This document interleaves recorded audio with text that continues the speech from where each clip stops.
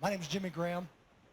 Um, when we started this, just to give you a little context, I wanted to kind of throw it out there about, obviously the objectives of tonight, kind of what your timeline is. Thank you for being here, obviously, and just let you know what you're about to expect. What happened that birthed this was literally people that saw their nation being dismantled before their eyes and wanted to do something about it. We have a program that is a training program that's typically for church security groups and for police officers and for individuals and all that. And yes, that we do have that's what we do, that's what I do full time as a business. But then people started coming to me and say, hey, we see these groups forming up, and they go join them, and then something doesn't set right. And they're like, why aren't you leading this?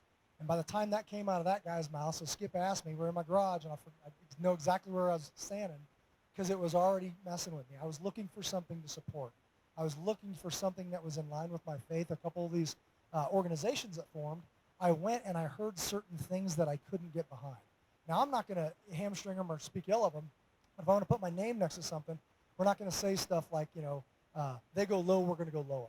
We're going to fight dirty. I'm like, I just can't do that. It's just not me. So Skip asked me, hey, brother, I got to ask you, why aren't you leading this? Why isn't Able Shepherd leading this? It's everything that we do in real world time, meaning that there's so many people that are coming to us saying, Jimmy, I'm a good Christian man. I'm a strong Christian woman. I see this happening. I don't know what to do. And these are like men's men this big with tears in their eyes, talking about I was a veteran and I served this country as a firefighter, and it's breaking my heart, and I don't know what to do. So you hear that enough, and then you got to step out and do something. And, so we decided to step out, obviously, in faith, build this thing. Everything I just kudos to my team, and Melissa's back there. She's going to skinny out of the room. Susan's her name, but she's amazing. Neil Pinkham, all these people that help put these things together. I'm not sure what my team couldn't pull off. We've been through a lot over the past few years, and when I mentioned it to them, this is a validation in my world. They kind of said, like, what was taking so long, and they celebrate. Like, I'm telling them we're going to put more work on you, and they throw a party. They're like, about time, let's go do this.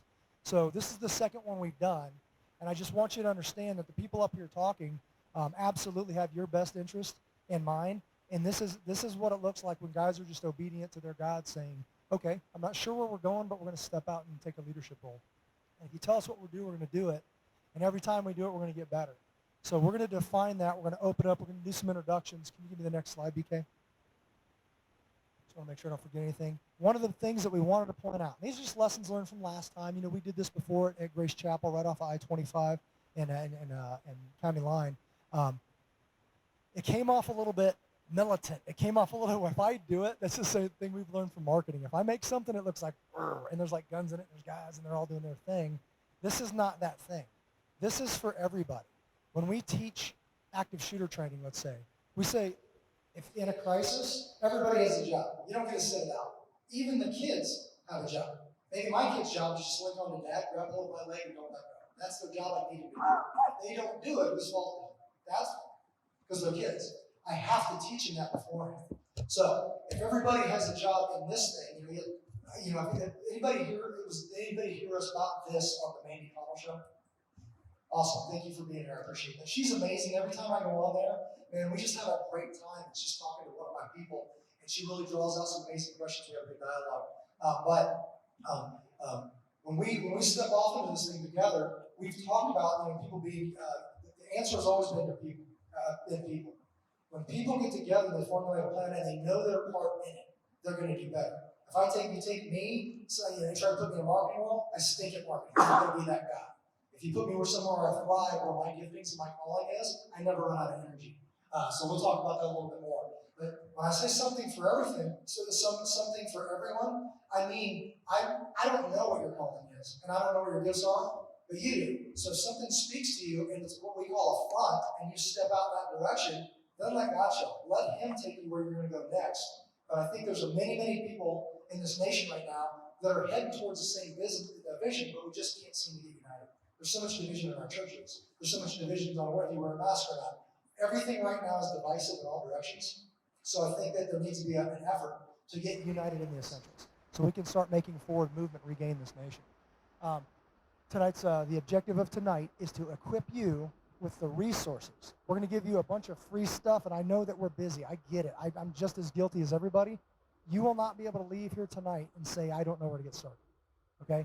So just get started. The act of getting started with some of the stuff that we gave you, we're going to walk you through what they mean and how to use this stuff. Just start. If you've got a better way to start, get started. But a lot of people say, I'm not sure what to do. Okay, well, now you do. You're going to go home and get this started. I believe one of these documents Skip is going to introduce, the act of filling it out and asking your community to defend your family, just the act alone is going to do miraculous things. I believe it. I'm counting on it. I'm hoping for it. I'm eager. So we want to make sure that we equip you with the tools necessary to get involved, because this is not a spectator sport. Like on Mandy Conlide said today, you know, if you're shaking your fist at the TV, you don't even register anywhere. You're just a mad person that's ticked off at the nation. We've got to get engaged on some level. So I think each one of us are hopefully going to get spoken to and say, okay, I don't know much, but I know a lot about school. I don't know a whole lot, but I'm an expert on this. Or you say, you know what, I'll support something I'm passionate about, but I'm not the person that's going to get up and stand in front of people. And that's all fine, because everybody's needed in this. Tonight's speakers, we got Dan Hudick. I made this up, a brief look at the history that got us here. That came from an impassioned conversation with this amazing guy. And what I saw was a patriot with children and grandchildren. He's like, hey, this is too big of a deal to lose. This is a big deal. This country's an amazing country, and it breaks my heart that we're chipping away at an amazing foundation that's proven to work. Skip Miller's going to talk about readiness, organization, and realistic capability. There are things you can be doing right now to help prepare you to take care of other people. Take care of yourself, take care of your family, take care of your community. All that stuff, I believe that is our calling. I have so many conversations due to what I do for a living. I see people, doesn't matter their age, still trying to figure out the man they're going to be or the woman they're going to be. And that's okay. In an essence, I'm the same way. But once I introduce people, I tell them, when I introduce you to your own DNA, it's going to be familiar. You are built to protect your family. You are made to do that. So it's time to stand up and get them back. I do not wish to hand this off to my children. This is our mess. It's our duty to clean it up. So I think we need to get to it. And I'll wrap it up with, what do you stand for? I've got three points that I think are pertinent, talking about exactly that. If you don't know what you stand for, you better figure it out before you walk out those doors, because any wind will blow you. We see a nation of it right now, where people get a suggestion and it changed everything they stand for, and now they're on a different path that they never really agreed with. So at some point, an adult's got to walk into the room and say, hey, this is wrong. This is flat out wrong, and I'm not doing it. So if you heard me on Manny Connell, I was talking about that, is whose job is it to protect your family? It's your job. What about educate your family? It's your job. No, it's the schools. No, it's your job. You put them in that school, and if you don't like it, change schools or teach them yourself. You know, protecting them. You know, the 7 cops in Castle Rock are not going to protect everybody. It's just bad math. It's your job. It's always been your job. We're going to talk a little bit deeper about those, but before, my brother, Neil Pinkham, is going to open us up in prayer. Thank you, sir. So when I look out here and I see many of you showing up for the first time, you hear a radio show with Mandy Connell or word of mouth, whatever. To me, it's like faith, like mustard seed. So small start, but God can do big things with what you're doing here tonight. So thanks for showing up. And if you would help me make this prayer, I would appreciate it. Lord God, be over us and around us tonight. King Jesus, be our honored guest, and may our hearts and words be pleasing to you. Holy Spirit, give us empathy, wisdom, and courage. Light our path during these troubled times. We thank you for these people who have come seeking knowledge. We thank you for the church and offering us a meeting place. We ask that you send word of this gathering to those who need your help. We pray for our leaders tonight, that they will have the ears to hear, the words to speak, the strength to stand. Work through our leaders to heal your people and our nation. 2 Chronicles 7:14 says, if my people, which are called by my name, shall humble themselves and pray and seek my face and turn from their wicked ways, then I will hear from heaven and I will forgive their sin and heal their land.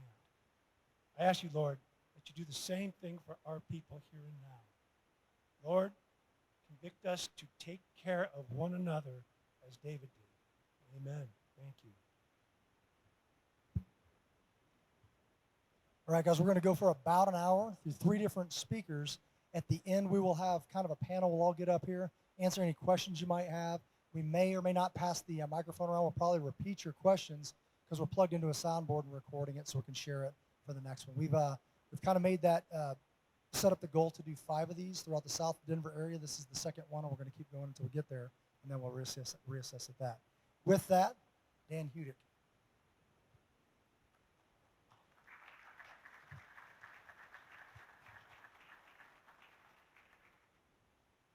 Good evening, everybody. So,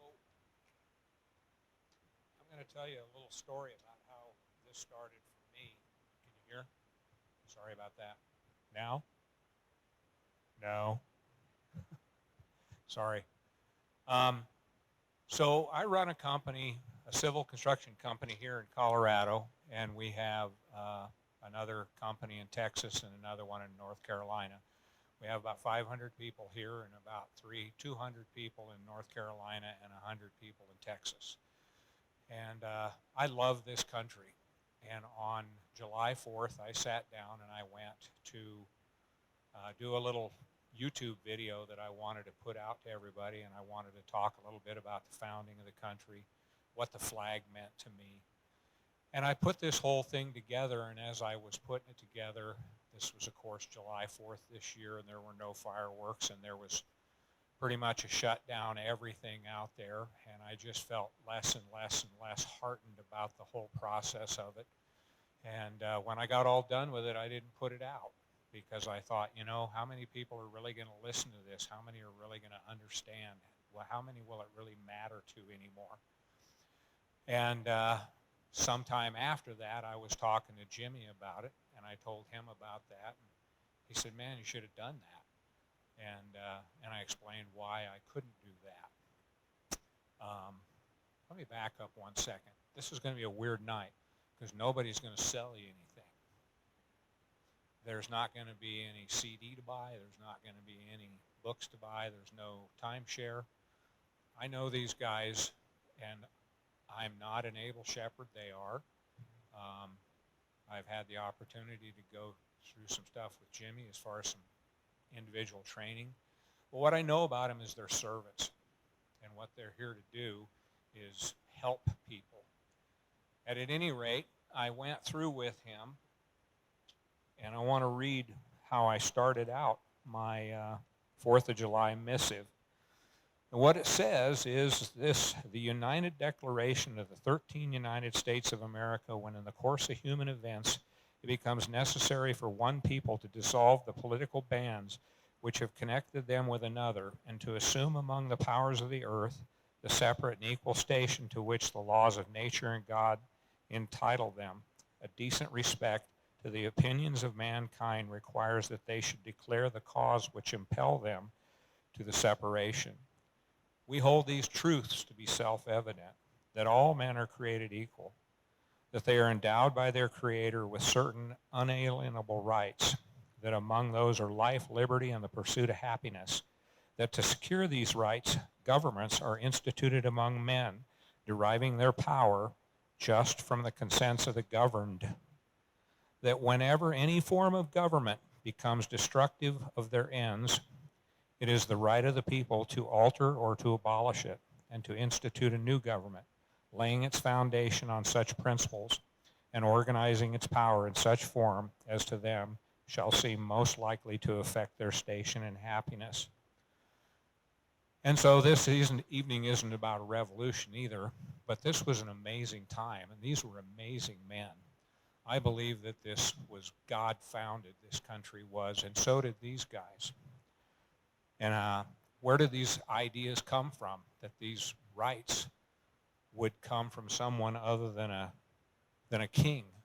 They came from a guy by the name of John Locke, 1690, who wrote a book called The Second Treatise of Government. And what he talked about was taking on the aforementioned idea that kings had a divine right to rule over people, and that their rights flowed from that of the king. And what he said is, no, every man has natural rights. His rights include his ability to have a safe home, to have property, to be respected by those around him.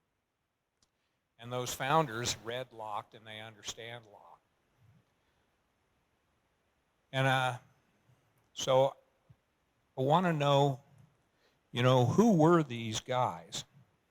Anybody know who they were? There was 56 of them that signed that Declaration of Independence. And when they signed that Declaration of Independence, these guys were lawyers, jurists. 11 of them were merchants, 9 were farmers and large plantation owners. And they were men of means, and they were well educated. They had it made. But they signed the Declaration of Independence knowing full well that the minute they signed that, they were signing their death warrants, because they had just committed treason against the king, the most powerful army and military and navy on the face of this planet.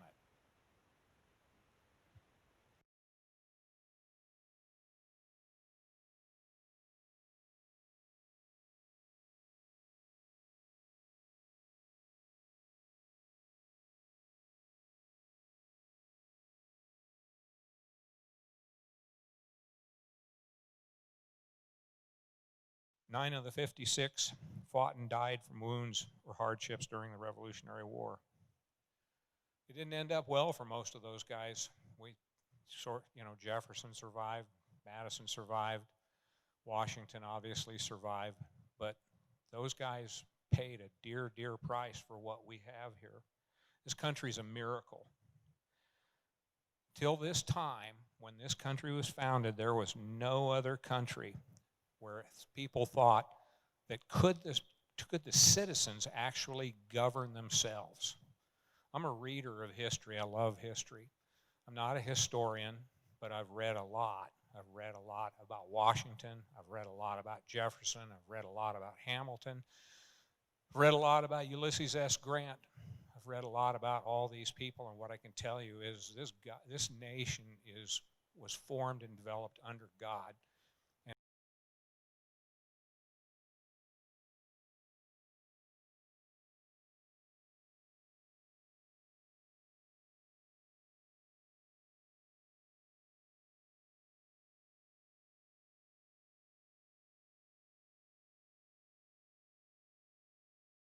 That's who ruled the country. And for the most part, it was by bloodlines or by being the toughest guy on the block that could kill everybody else in the tribe. But we've come to a point now where we can see every day our institutions being burned down. What do we see around us?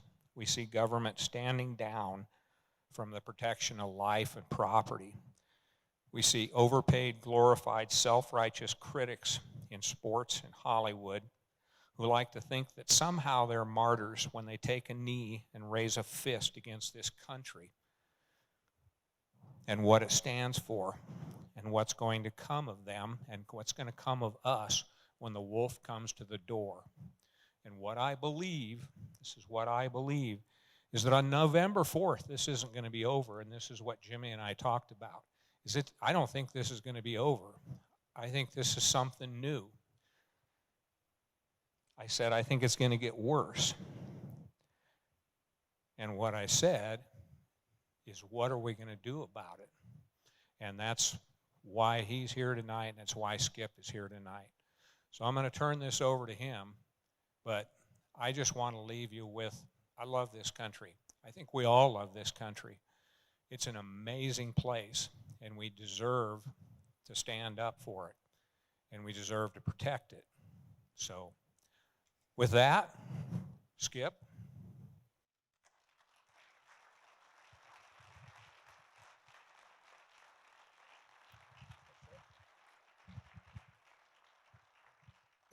Thank you, Dan.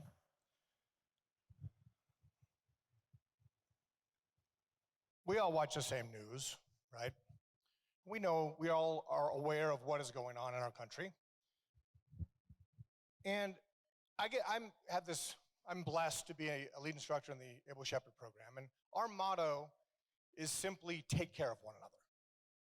That's our motto. That's what we do. And then we're in the Able Shepherd program, we're in this unique situation where we have 275, Jimmy calls it his Rolodex. I'm older than him, and I still don't have a Rolodex at this point. I've gotten rid of it. I switched up to an iPhone a couple years ago. But I have a list of people that I can call if something bad is happening in my neighborhood that I can rely on. And we were sitting around talking in his garage, and we both realized how blessed we are to have that Rolodex, have that in our iPhone. And we realized that most people don't have that. They don't have it, and it's kind of a lonely feeling. At the end of our intro class, we call it our Protect Our People class, the POP, I always say, I give this little thing that it's an amazing comfort to know that I have people that have my back. That regardless of what life throws at me, my family, that there's a group of people that will support me.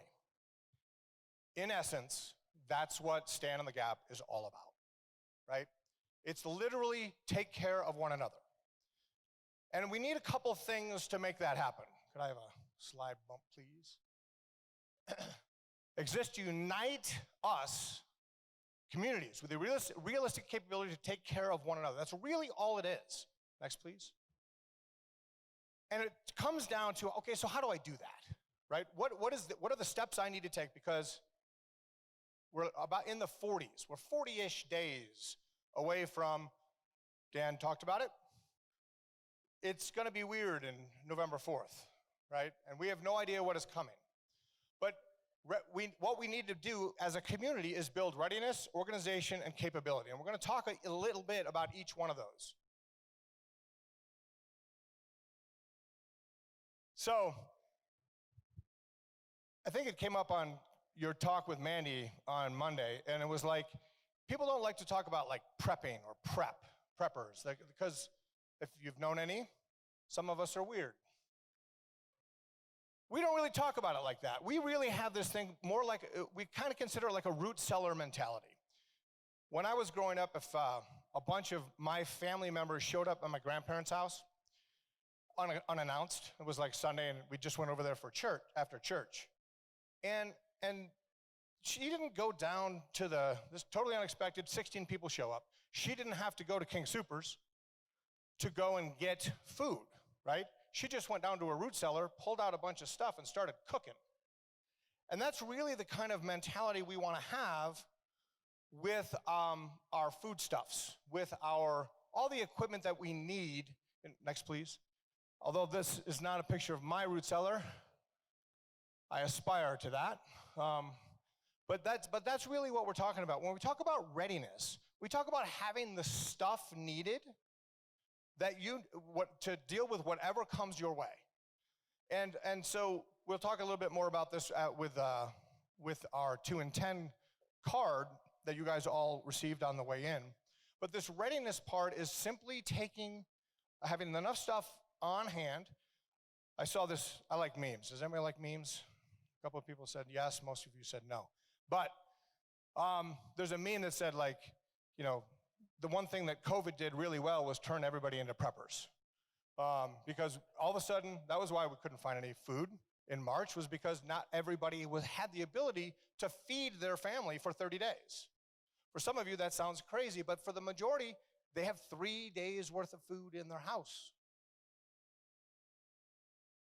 How do we overcome that?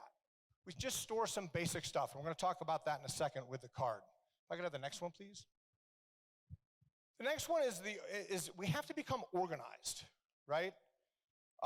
If everybody saw, it was in Missouri with the husband and wife that defended their home against a mob that was coming in. They're currently under charges for brandishing. They're going to win that. But Missouri is very, very friendly for that. But it shouldn't have had to have just been 2 people. It should have been 10. It should have been the community being willing to stand up for what is right, being willing to defend their community against whatever happens. And we start that with circles. And the best way I have to say this is, if I have a circle of people is just people that you know you can rely on. That's all it means. And I have a circle of 10 or 12 families. And Jimmy has a circle of 10 or 12 families. Dan has a circle of 10 or 12 families. And they may overlap, they may not, but I have this group that I can call and get to my house, or they can call me and get to their house to respond to whatever is needed, right? And it's that organization piece that for the longest time, people on the right politically, we've never really been that organized. Well, the left is incredibly organized. And we're seeing that in so many of the orchestrated events that are happening in all of the cities around the country. So to combat that, we need to have some sort of organization. And we're going to call it this next piece, which is, if everybody can come out, go ahead and look through what you were handed out today. And there's a piece of paper that looks like this. It's our 2 in 10 card. Our goal is to get everybody looking at the front of it. There's 2 lines up top, and you should be able to have 2 people, 2 families, 2 people that you can call that are within 2 minutes of your house.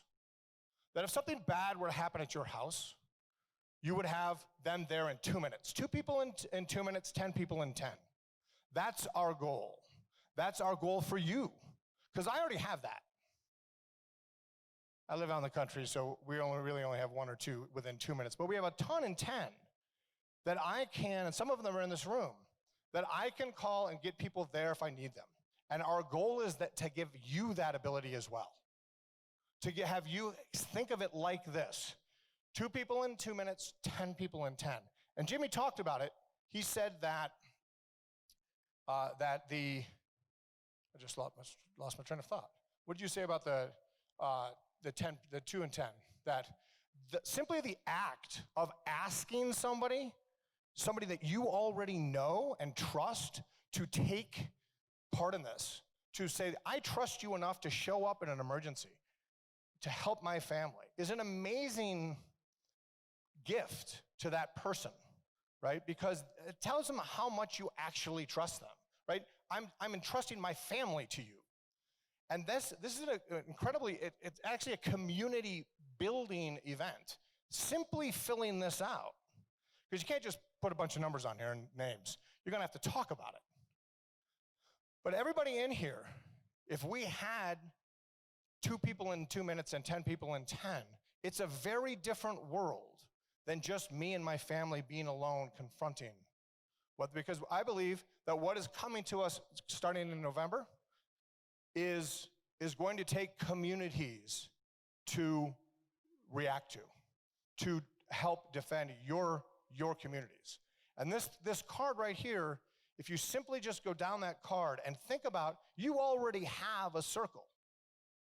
You just don't think about it like that. You already have some people that you already trust. If I said, your house just burnt down, the firemen have it out, and you have to call somebody, where are you gonna go? Those people that just appeared in your head, that's the start of your circle, right? And to Jimmy's point about everybody has a role in this. Not everybody's going to be taken care of with, not everybody needs to be great with guns. Not everybody needs to be a great cook, but you need people with guns and you need people that can cook. You need many, many, many different people with different skill sets to make up your circle to be effective, right? We're trying to help you build your community to deal with whatever happens.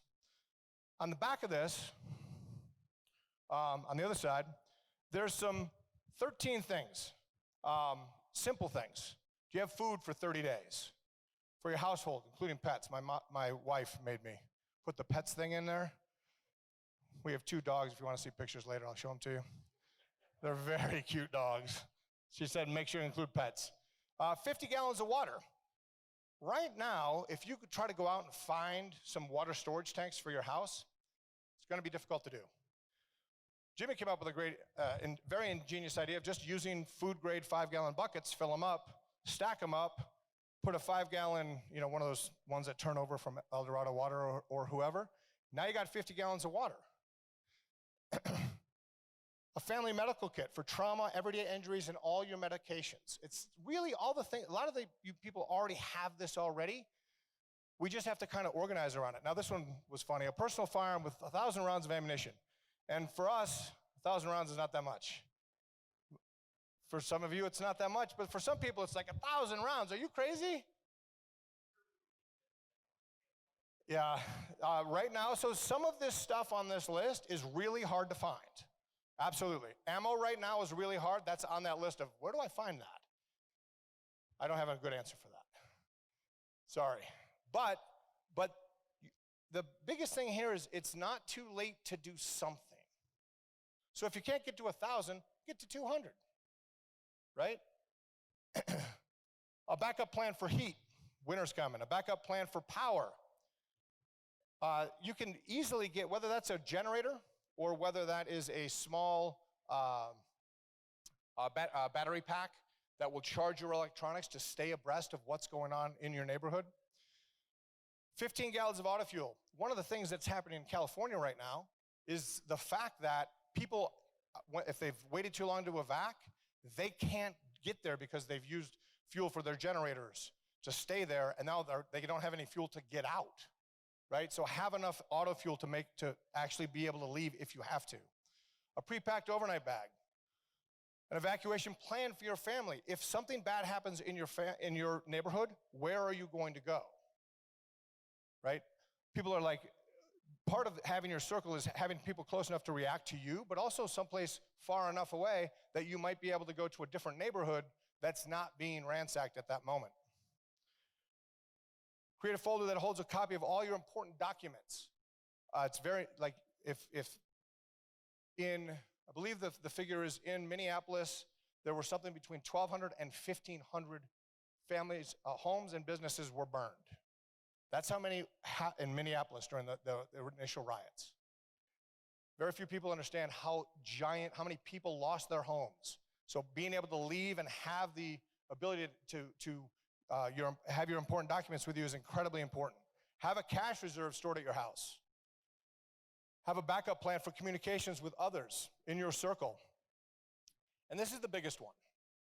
And it's possess the skills and knowledge necessary to use everything above it.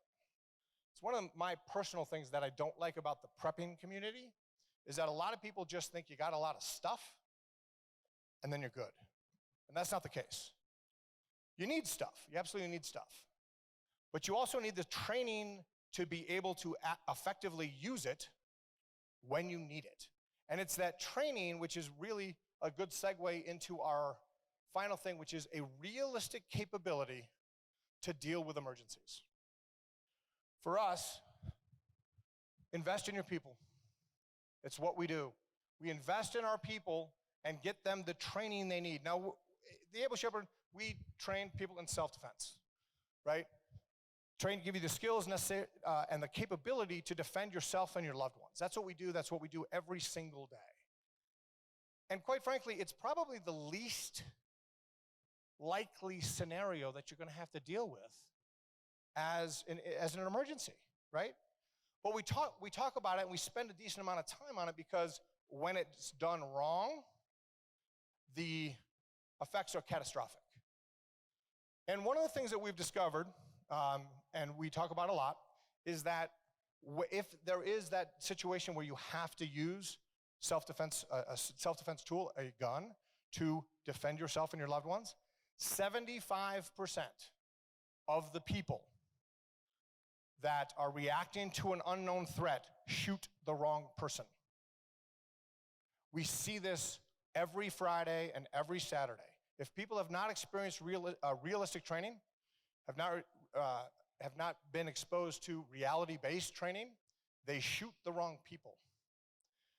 This next piece here, I'm going to come back to this one. We're going to go forward and then come back.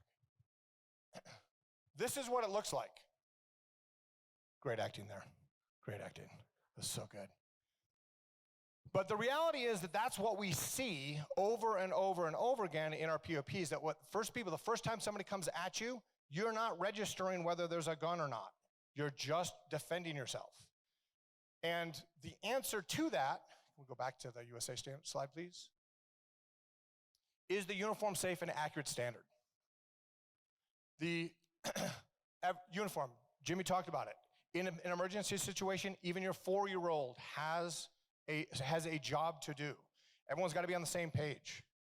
Safe, can you safely handle firearms so that I don't have to worry about if I'm calling you to help defend my family, do I have to worry about your muzzle discipline? I shouldn't have to. And if I do have to, it's very worrisome. And then accurate. Do you have the skills necessary to actually just put rounds on target into the right people and on the targets that need to be targeted and not the other ones? That's the key. This uniform, safe, and accurate standard, which is, yes, it's the Able Shepherd standard. And like I said earlier, not everybody in your circle needs to be great with firearms, but some of them do. Because if you are reacting to that kind of a situation, that's where these mistakes just are so catastrophic. Next one. So if everyone will take out your phone. We're still not selling stuff, but I do want you to take out your phone. One more. If you would like to get hooked up with people in your neighborhood that have either been to the first one, or there might be Able Shepherds in your neighborhood near you that you would never even know. I don't know why we always talk about Todd Brock. Is Todd here? Oh, good, Todd's here. So Todd Brock, if Todd Brock is living in your neighborhood, it might be good to know it. So go ahead and, if you go up to this standinthegapinitiative.com and go to the newsletter opt-in, if you simply put your information in there, we will send you a survey, and you can give us your zip code if you choose to. And then we will put you in contact with other people in your zip code, and then that can help you to generate your circles with a wider variety of skills than maybe you have in your current circle right now. That's my spiel. That's the nuts and bolts. What are we going to do in the next 40 days? We're going to get more ready. We're going to prepare with stuff. We're going to organize. And we're going to increase the capability to deal with, in our circles, to deal with whatever life gives you. I'm going to hand this now over to Jimmy Graham. I'll leave that there in case you need it. Thank you, Skip. All right, as I said, Jimmy Graham. For those of you who don't know me, just for a little bit of context, is background, a little over 15 years in the SEAL teams. Spent about 7 years overlapping my reserve time for the CIA's GRS program. So whenever we started, my wife and I started a company in 2012. It was pre-Benghazi attack, but that last year with the agency, I was team lead in Benghazi, Libya. Everybody in that role, and this is just the anniversary of that date, very special day to me, September 11th. Obviously, for many of us, it's a powerful day. For me, very much more so, because of the friends that I actually personally know and lost. It is my duty, it is our duty to live well, because those guys can't do this. I have an amazing team, I have an amazing job, and they didn't get to. Now, Neil Pinkham, my buddy, where's he at? Where are you at, Neil? He would say, but they're with their Father in heaven. I get that, brother. They're having a good time. They're saying, hey, but I still feel as if I'm representing those guys. What I want to talk about is, when we started that, we saw a gap. I want to make it very, very clear that we support law enforcement. If you heard me on Mandy Connell, we talked about that. We absolutely backed them, and my first intention was to support the gap that I saw with the training that was delivered for anybody looking to defend their community, their family, their church, and the training that I'd seen. There's just a big lag, and there shouldn't be. We just, if you work for an agency, especially in the federal government, you just don't share very well. So you're like, well, I'm really cool, and if I teach you that, you'll be cool, and I'll be less cool. That's just not true. We're supposed to help each other. So we aspired to bridge that gap. For many years, we worked on it, and then it started taking the turn, and people started listening. We talked about an active shooter threat and these many things. The answer, as many times as I would say it, the answer is always the people. If there's not enough people, it means train more people. Next slide, please. I'm a pretty easy read. My 3 questions I'm going to ask you. The first one is, what do you stand for? So what do I stand for, Jimmy Graham? Like I said, easy read. I'm getting a t-shirt made. Pro-Jesus, pro-life, pro-Second Amendment. I'm a big accountability guy, and I'm hard on myself because of that. I'm really the hardest on myself because of that. But I will defend that to my dying day. I'm very much believe in what I stand for, and there's no questions, which means I can't be swayed left or right. I understand exactly where I stand. So when people talk about that, yes, you can push my buttons like anybody else and get me emotional, but it doesn't change my mind, nor will it. I just had this discussion, I think it was yesterday, with a gentleman talking about there is a side to this that is pushing buttons. Did anybody see? We're posting this, by the way, on the Facebook page so people can see the truth. So yes, guard your heart, but there's certain things going on that you need to understand. When somebody's standing there with a phone in a police officer's face, reading off the names of his children and threatening his family, it's just not okay. I'm not okay with that. I don't know how I would deal with that, quite frankly. I like to think that, I would say Jesus 3 times and I'd be like just a rock. I just don't know about that. But that's what I stand for. Next slide, please. What is my hill to take?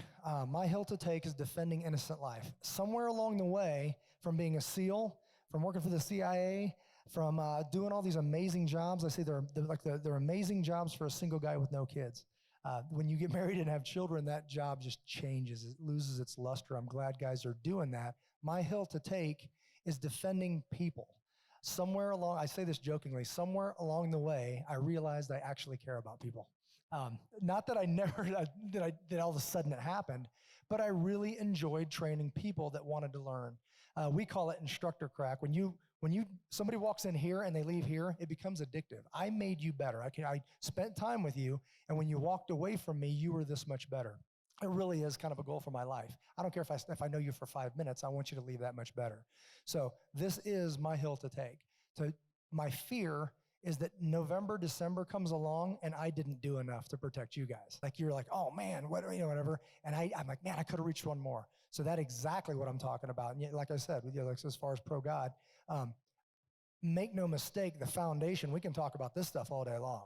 And if you don't know Jesus Christ as your Lord and Savior, what are you doing? You're delaying the inevitable. So if you want to talk about that, come see me afterwards. I would love to. And there's some other gentlemen in the room that could help me out. So if that is the one thing you haven't checked off, man, you're just delaying. I want to live longer so then I can go to hell. It doesn't make sense to me. So please talk to me about that. That would make I want to share this. I didn't plan on talking about this. This community piece, this thing right here, my hope is that the act of honoring another family and asking somebody to protect yours will do amazing things. The community piece, we just did a 9-day motorcycle ride. I talked about it on the Manny Connell show, supporting guys in our program that want to do this adventure motorcycle thing. And it's gnarly. It's just this amazing thing. It opened my eyes on what motorcycles can actually do. But me and another father-son team were there to support as a rescue team. So we go and do this thing.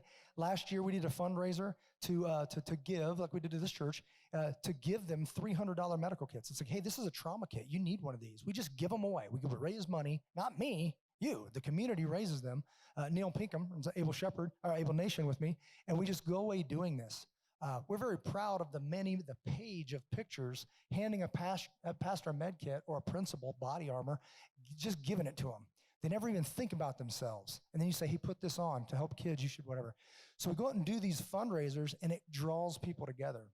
So the community, at the end of this thing, my brother, who's a truck driver in Missouri, he's a rough guy, he's just not a whatever. This is the second motorcycle ride he did with us.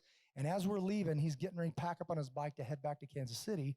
And he gets all weird on me, and he's all nervous and everything. And he asked me to lead him to Jesus right there in my garage. So that unbelievable when you draw people together. Like, thank you so much. It was a special thing. And then I get to call my mom and tell her what happened. Now she's bawling and all this stuff. But just surrounding that guy in love with community with this group of guys for the second time. The first time he didn't believe. He's like, hey Jimmy, why are they being so nice to me? He didn't know why everybody's being so nice. You're a good guy and these are good people. That's what happens. But not in his world. If you're that nice, you're trying to get over on him or whatever. The second time we did the ride, that was all he needed and said, what I feel here, I don't feel back home. Let's do this before I go home. So it is an amazing story. That's what I'm hoping this will do. That neighbor that you might not even like, whatever, you talk to him about it. The people that I'm putting on here, some of them are in my neighborhood and I haven't seen them in a while, many months. I'm excited to walk over and say, hey, brother, can I put you on here? Because for me, saying that I trust you with my family is not a small thing. I don't say that flippantly. So if you're going to come take care of my kids and you made this list, that's a huge honor. And I can't wait to honor people with that. Do I care enough to take a stand? I'm standing here. Like right now, like I said, I went to my team and said, we're doing this. They didn't blink an eye. And they said, let's go do this. What I can't do is nothing. I can't sit here watching. I'm about as patriotic as you come. Me and Neil will start talking, and we'll break out tears like that. We start talking about our nation, our kids, our families, our God, whatever. I can't do nothing.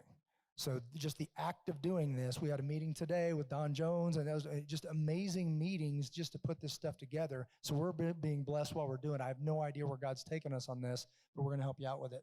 Next slide, please.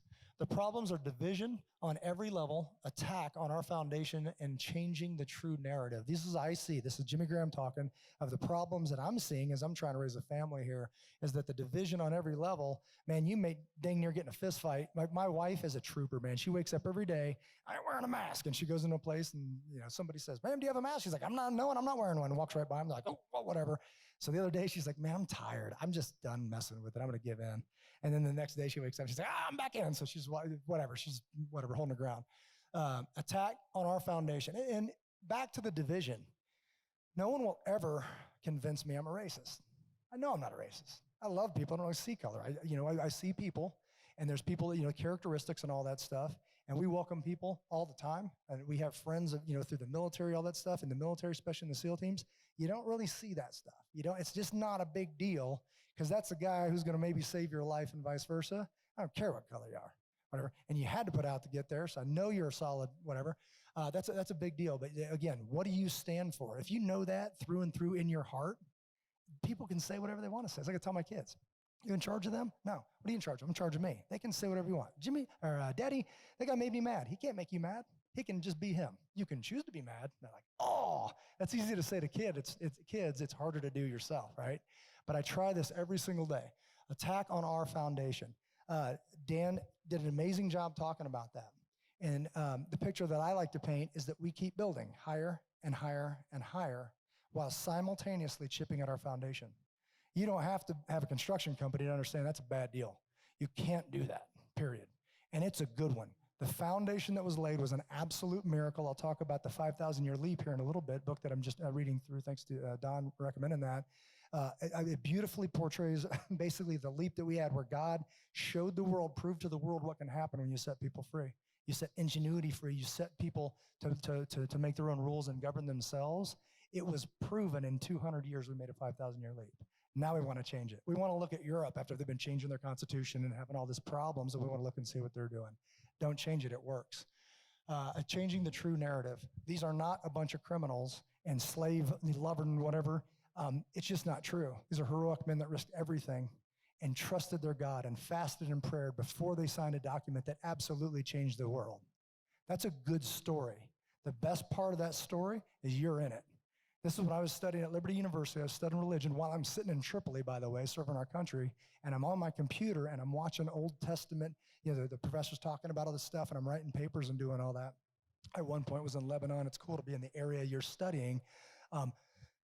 This is what clicked for me and this is my 30s. Now, I'd been to Sunday school and understood Sunday school like stories and David and Goliath, and that's kind of cool. The felt board Jesus, if you know what that is, with the felt board, and you put the Jesus up there and tell the stories. I never knew I was in that story. In my 30s, I realized, wait a minute, this is the greatest story ever told, and I'm in it. Everything changed. Now, as a man with stories to apply, like real world life experiences to apply to this, now all of a sudden I'm in the middle of, a Gladiator or Braveheart or whatever, because you're like, wait a minute, we're not done yet. So, if this is the old covenant or an old contract, it's a new covenant, and it basically climax at the cross, and we're not over yet, that means we're here. That's a different thing. That means that God is living out this promise to us through Jimmy Graham. And if you don't realize that, you take a minute and think about that. That's a huge honor, and you better not blow it. Like I said, my kids are watching, and what I do, I'm going to hand to them, and it's not going to be a mess if I have anything to do with it. That's the true narrative. Next slide, please, BK. If the problem's division, then the solution is unity. We've got to get our act together. Unite in the essentials. We've got to be able to do that. And I'm seeing problems on every level, including the church, saying, well, these guys are doing it this way, and these guys are doing that. Hey, man, I get it. You believe in Jesus, I do too. We're all going to go to heaven. Let's go do something cool. If we can get world changers in the same room, just get out of the way. They'll take it from there.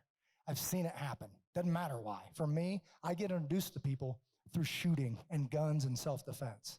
They walk in the room, and they used to come in to this building that we have. I was the only instructor. The classes for some of you guys know this. Where's Perry Saul? Okay, it's 6 o'clock to 8 o'clock. He's out there watching our back. Thank you, brother. Perry Saul, what's up? He's through the glass, keeping an eye out for us. Thank you, brother. 6 to 8 p.m., but nobody would go home. I had to run them out of the building at midnight, and they didn't know why. They just didn't want to go home. They just wanted to hang out and talk, and I'm like, I got to take my kids to school tomorrow. We got to get out of here. And then you have to earn that conversation. You have to, relationships, a book called DNA of Relationships says life's about relationships. The rest is just details. You have to earn a conversation to let them know you're not drawn to Navy SEAL guy. You're drawn to the Christ-like principles that I demand in this place through myself and my instructors. And they didn't want to leave. I mean, we bought workout equipment because they're like, can we work out here? Can I come here and do this and do that? You just hang out all you want. Now, thankfully, to Skip and Parker and the other guys, they let me go home and raise a family. But we joke about how we leave. We leave in segments. We go from here, okay, I'm going home, and then you spend 30 minutes in the parking lot, and then everybody stands in the view of their door, and an hour later, you're all frozen, and finally you go home. That's something. You got to understand, why are they standing there? They're not getting it out there, so they want to hang out here more. That's what we're talking about by building your community that you already should have had. Next slide, please. If the problem is an attack on our foundation, the solution is return to, repair, and defend our foundation. You can watch videos all day long. David Barton is one of my new favorites, wall builders, explaining this in just simple truths about, do you understand what's going on here? Do you understand the words that were said and written? And then a phrase was repeated so much out of context, separation between church and state, so much that they just presented it. They didn't try it, not as a case. They presented it, and we fell for it. They even said, one judge said, you guys got to quit saying that, or somebody's going to think it's actually in the Constitution. So we've got to turn that around. Everybody knows it, but nobody's doing anything about it.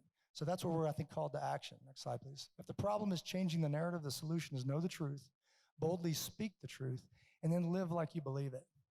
Live like you believe it. That's a tough statement. I mentor young men now. It's funny. I was just telling Neil with my scheduling. There's 3 right now, actually 4 if we're talking BK, your son. Where they want to join the military. They want to serve our country. And then somebody knows somebody that knows a Navy SEAL guy. So I get to meet with these guys. It's a big honor for me. Buy them lunch and just talk. And it never ends up being about the military. It starts that way. Then it comes into what kind of man are you going to be? What do you stand for? And they're always, these guys, some of them are going to the Marines, some are going to SEAL teams, doesn't matter. I don't sell the military. I just say what it did in my life. I needed structure. I needed discipline. I needed to grow up. And I did that in the Navy. And it worked for me. But as we're talking, they just comes out and they start saying stuff like, oh, I'm not scared of that, and I'll die for this, and I'll die for that. And I go, hey, do me a favor. The last kid, we're at Yolanda's Tacos in Castle Rock. He's got his notebook there. I'm like, hey, can you open that notebook? Yeah, he's got his pen out. I go, I only want you to write down one thing. Would I die for my country? And you can see he's like waiting to say yes, but I don't let him answer. And then put family, question mark. And then put God, question mark. Would I die for my country, my family, and my God? He's just waiting, and I'm still not letting him answer. And I say, before you answer, cross out die and put live. Will you live for those things? Because if you wouldn't live for those things and you're not already, you don't get to answer that other question. Like the SEAL teams don't need more broken men. They got plenty. They need people that will actually live for my kids. Everybody says, I'd die for this and I'd die for that. And I see these groups forming. I'll put me in there. I'll die for everybody. I don't want you to die. I want you to live for them. So it changes the way you think about that, because if you think about it, you're supposed to die for your kids. You're supposed to die for your country. You're supposed to die for your family. That's just in nature. You see animals doing that. But if we're honest about it, you'll never get to answer the question, because most people don't get the chance, right? So you're saying it, but we don't know if you would or not. But living something that you can prove right now. If you live for my kids, like I said, my instructors are guys I want more of. The people in my circle are people that say, they'll live for my family. Why? Because I'm serious. If I call you, I might have to leave and leave you with my kids. And if you're a bad option, it's my fault for putting you in my living room. So there's people that I would die for in the SEAL teams. They're not invited to Thanksgiving because they're just not good men. But we had a brotherhood, and they haven't seen that yet. So that's a big part of that. Next slide, please. The church body, I added this before our last presentation. And I don't want to attack, but the church body are protectors of that true narrative. You study it every Sunday. You spend devotional time. You listen to it. But somehow that boldness came out of our voice, and we would only want to tell people we're Christians. Has anybody else ever, in the middle of a sentence, heard those roosters crow? You guys know what I'm talking about? I used to relate to Peter. This is a true story. I got to tell you this. So I'm all, tough guy, and I'm like, oh man, not me. And then Peter and whatever, he's messing up and all that kind of stuff. And I would die if they were saying whatever. And as I'm doing it, I didn't used to be a fan of like Christian music. And then I got really good. Once it made sense and spoke to me, and I pull up to get gas, and I kind of turn it down so nobody hears that I'm listening to Christian music. And that's almost like I heard the roosters crow. When Peter betrayed Jesus, and I'm like, oh no, I did the thing. I got to crank it back up and make up for it. But you can get checked. I've messed it up more than I've got it right. I'm not sitting here trying to tell you that I know what I've got it all figured out. I'm a work in progress just like you. But as Christians, I feel like at some point through some business stuff and when it wasn't going, and I love all that, I wouldn't change a thing now, but somewhere along the way, I felt like my boldness was challenged. And I had to refine that through time with God. We desperately need pastors to stand up and boldly proclaim a Christ-centered return to repairing and defending the foundation of our nation. And I say that as an invitation. Please give them my number. I want to meet them. I want to talk to them. So this isn't any given Sunday. So if you go to church and it's an any given Sunday message, man, this isn't any. I need to hear applicable to today. So I'm nobody to tell my pastor on what Jesus is telling him to say, but there's some direction that needs to come down, and I'm looking forward to partnering with our churches to move that forward. Next slide, please. Okay, let's flip it around. What do you stand for? Like I said, if you don't know that, you need to spend some time on that. Like I've asked people just as a drill before I built this slide deck, what do you stand for? And people are like, Now, if I ask them, what don't you stand for? What will you not stand for? Man, I better pull up a chair. I won't let this, and I don't do this, and I don't like this, and I won't let somebody hit a woman, and I won't somebody hit a child, and I won't do all this stuff. But they don't know what they stand for. And it's a good thing to have at the ready. My wife said Jesus, because that's the Sunday school answer. Everything's Jesus. Correct. Whatever. And I said, more specifically, what about Jesus? When she started telling stories about how Jesus defended a woman that was being attacked, therefore putting himself in the line of fire. That's courage, okay? It's integrity. So as you go through, that's what she stands for. But we just needed to walk our way through it. But you should know, again, if you believe in something, be able to tell you why. I love the interviews when they go to the protesters and they're, why are you here? And they're like, freedom and stuff or whatever. And they don't know what they're talking about. Okay, there's just not a lot of validity there, and those people can get swayed with any wind. Next slide. What's your hill to take? That's a question for you. And I'm not going to ask you tonight, but I want you to think about that. There's something in your gifting, in your calling, maybe something you've never, ever done before, but you want to. Maybe it's pro-life. Maybe it's, my wife, it is defending young girls. Okay, she was a rebellious teen, and she just has stories that, that she's not proud of. And she's like, there are young ladies out there that I could help. And we have 4 kids. So she's like, babies, man. I'll defend babies, that unborn, all this stuff. And mine, I didn't expect this, that the pro-life thing would be stirring so strong in me, but it is. So that is one of my hills, one of my fronts. You're going to see me do something dramatic in that, to lead that. Now, I'm not going to start from zero. I'm going to identify somebody like Lila Rose. If you follow Live Action, please look her up and support her. Why? Because she's a world changer. She's defending babies. She didn't even have a baby until I think last year. She's changing this world. She's going after it and saying, no, you don't touch these innocent children. Next slide.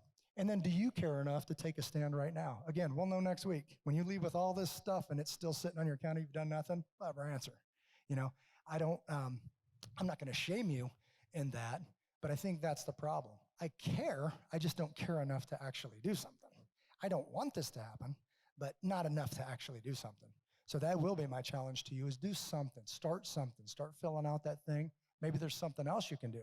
Identify that thing, but doing nothing's not an option anymore. Next slide. Okay, a couple terms as we go into this next segment, and we're getting close to wrapping up. Vision, missions, and fronts. I want to talk about those because you're going to see them if you follow us, whether on our Facebook or whatever. It'll make more sense if you understand how we use these. So as far as vision, your vision is something that's not going to change. Your vision, all missions support that vision. I used to use mission statement, where businesses use a mission statement. Now it's a vision statement. So the vision out here that we're heading to, there are several missions that all head towards the vision. Because missions, think about it, like when I put it in a military context, if we were on a mission that never ended, it would just be grueling, and you would lose your passion, and you would lose your, all of the stuff about being, aware, all this other, you have to have missions, they have to be completed, and you have to celebrate. And if it doesn't go well, you have to learn from that, and you have to restructure and then do it again. So several missions would support a vision, but the vision isn't going to change. That's the thing that's driving you. Your vision better be your passion. I talk to young people and I talk about that. If it's not your passion, you're going to run out of juice. If it is your passion, you don't run out of juice. It just keeps coming. It's a spirit-filled thing. Why? Because I get to do my passion every day. Next slide. The missions start and stop and are celebrated. They are assessed and learned for the next mission. So they're learned from, so we can adjust the next mission. The first one of these we did, we learned, we tweaked it, we kept getting better. Next slide. And then fronts. These are the areas that we will identify to make effective, positive change. Okay, I've been to many, many business groups and seminars and all that, and their solution was always, see you next Thursday for more Panera Bread. I got sick of Panera Bread. I'm like, hey, this is cool. We're just not making a dent here. We keep meeting and we keep talking, but we're not doing anything. There's no meat on the bone. That's not my intent. So we're going to identify those. Our vision? Stand in the Gap Initiative exists to unite communities with the realistic capability to take care of one another. That's it. It's the way it's always been. You were supposed to do this already. We just got comfortable. When we get comfortable, we don't need our neighbors. When we don't need our neighbors, we just stay in our house. And instead of Mandy, we close the garage, we do our thing, let Amazon and Walmart take care of it, but I don't really need you.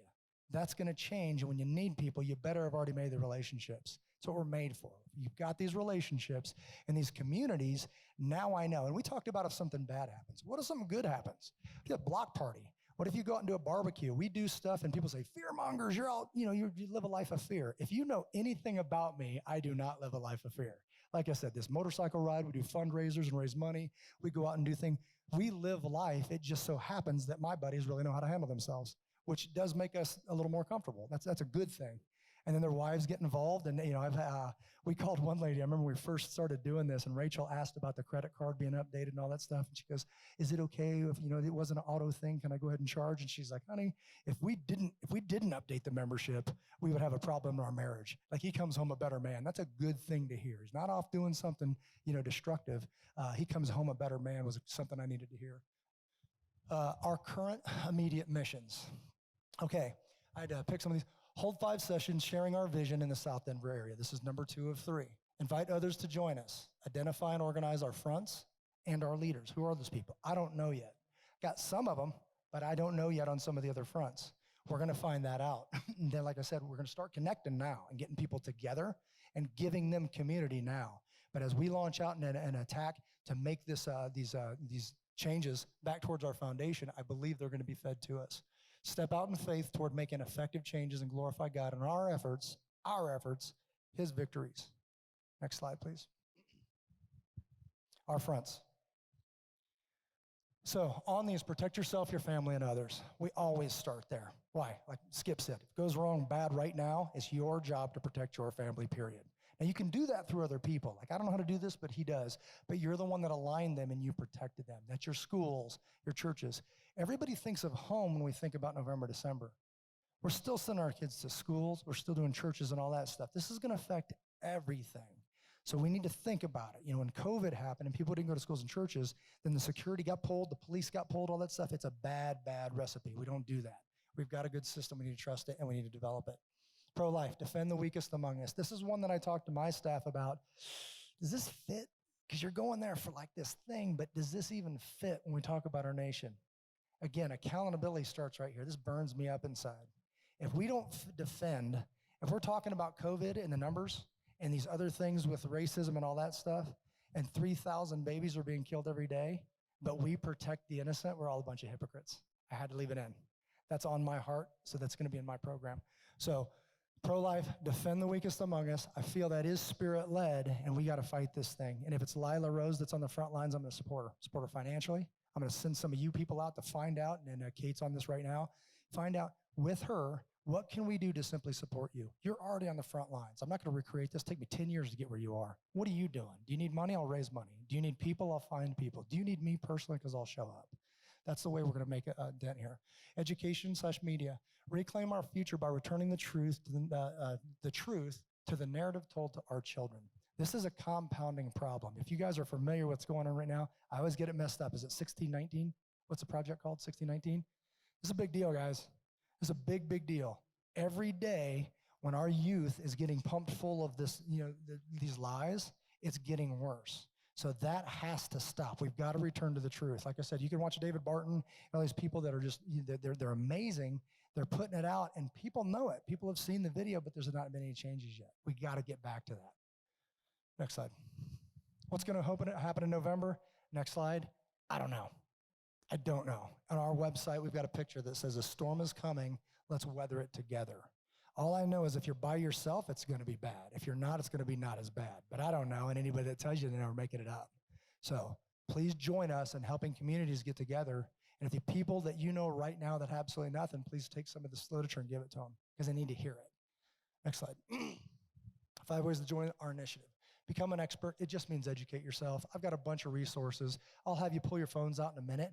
You're going to have so many things, it's going to be a little bit overwhelming, but please go home and sift through it. We're going to try to get the videos out so you can go back and reference some things.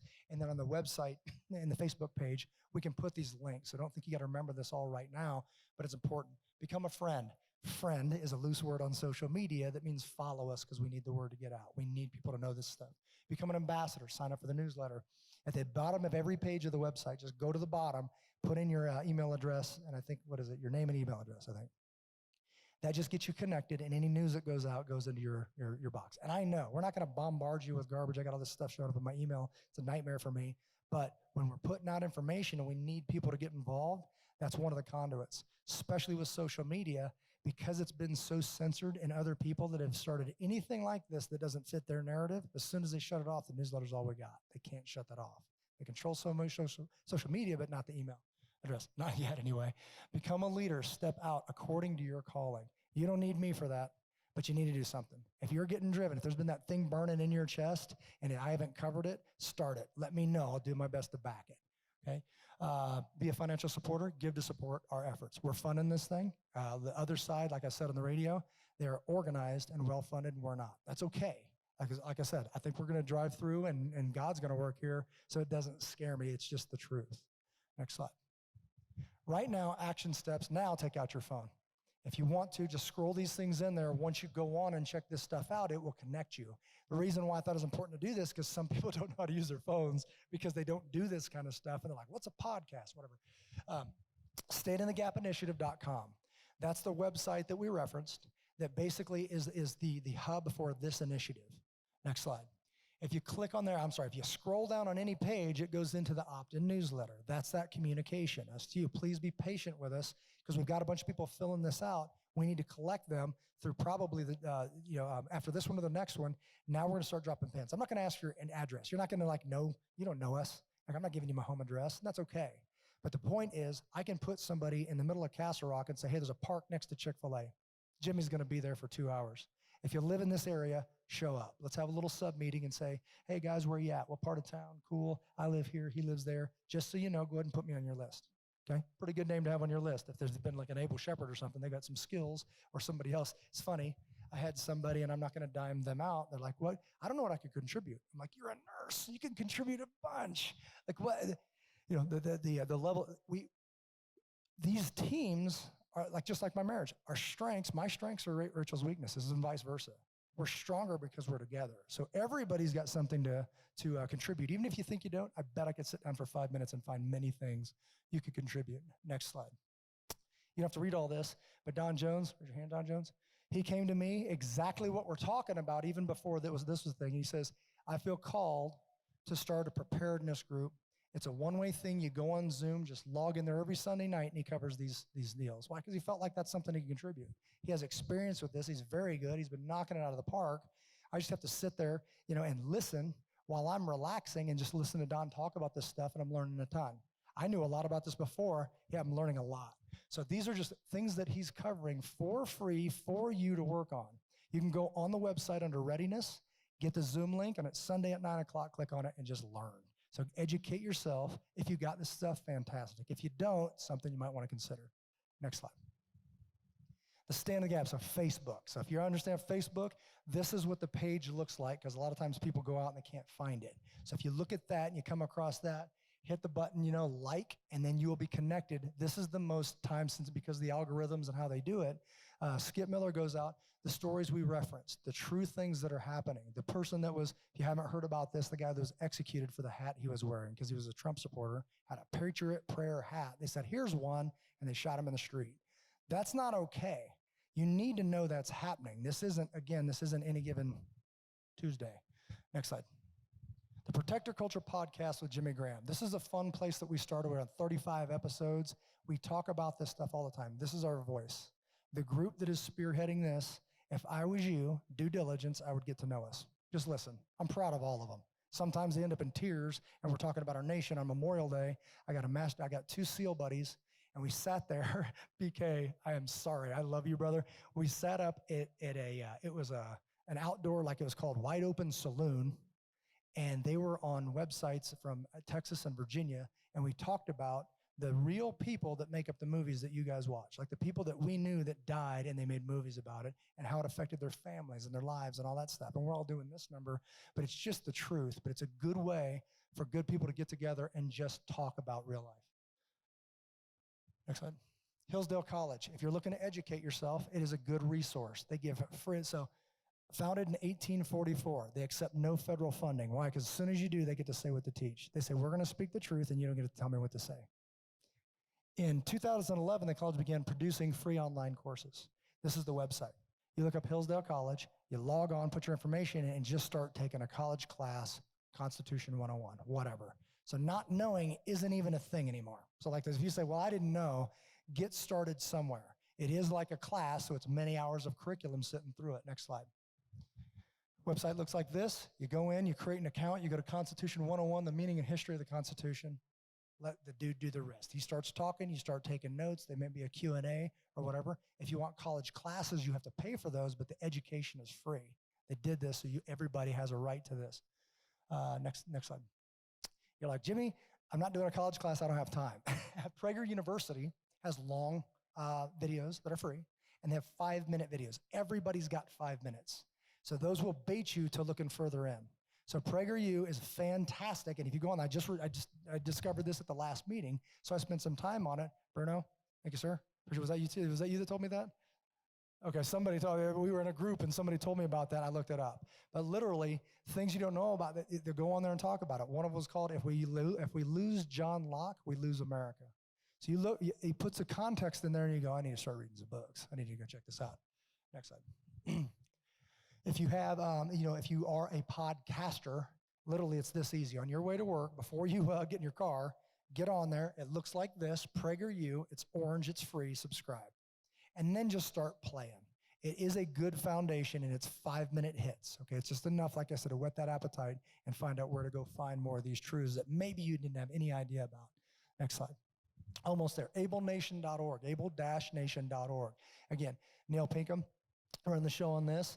If you are looking for something for a church or a school specifically, say civic groups, if you've got a group or something like that, the way that was birthed is we would train people, and some people missed out because they didn't have any funding, so we went and got it. So literally those med kits, body armor, we give it away. Why? Because the community raised the money for it. So if you have a church that doesn't have a budget for security, go to this website. Talk to this guy right here, fill out an application for us. What are we calling them? It's escaping me.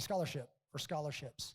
I don't even know the number to date. I should get it for the next one, of how many scholarships was given out to train people for security teams, to give them medical equipment, because it adds up, it's a little bit expensive, to buy body armor, to do all of that stuff. So even not having money anymore is not an excuse. Next slide. A miracle that changed the world, the 5,000-year leap. I put this in here because I wanted to reference it because it's a great read. If you're looking to get started in this, does anybody here, raise your hand if you still read books with paper?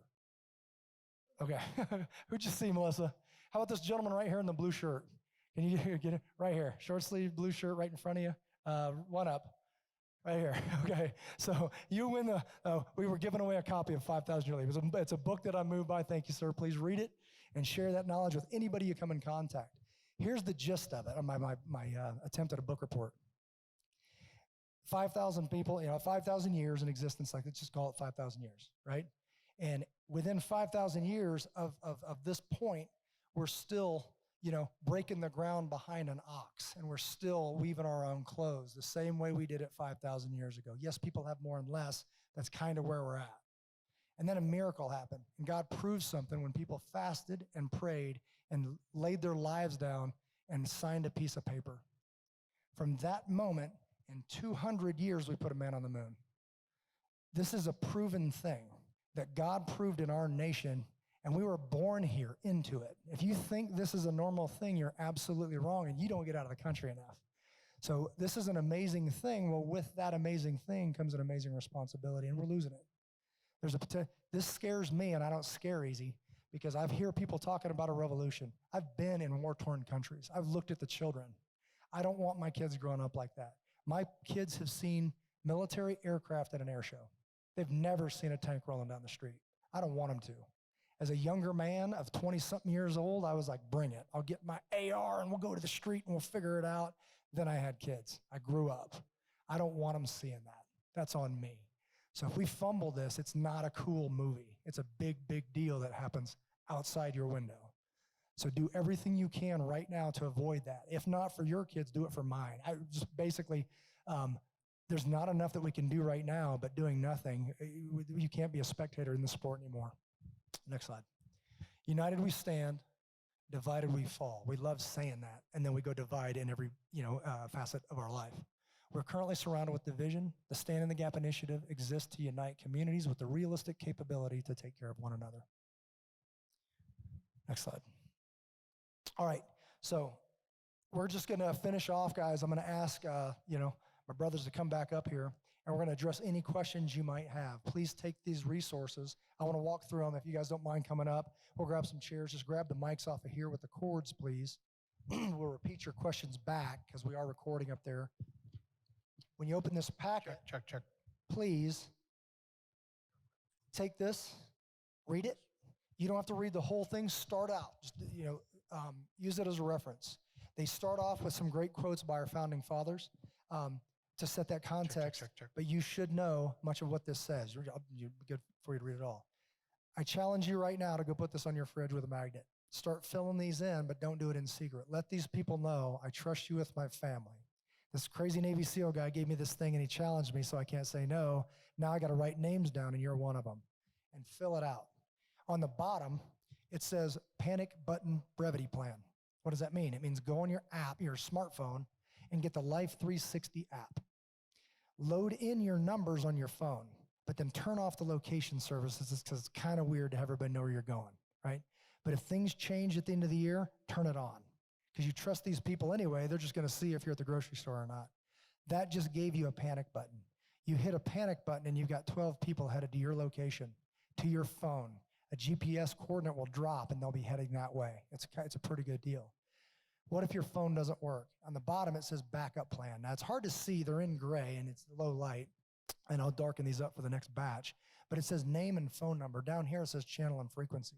There are people in my neighborhood that have a $35 radio from Amazon, right? They work amazingly. Being a comm guy in the SEAL teams, these radios work amazingly well. And if I woke up one day and none of our cell phones worked, everybody would turn on their radio. And I can still talk to these 12 people on a $35 radio. You think you're going to be able to buy these radios in November? Get on Amazon and check them out, okay? So look into it.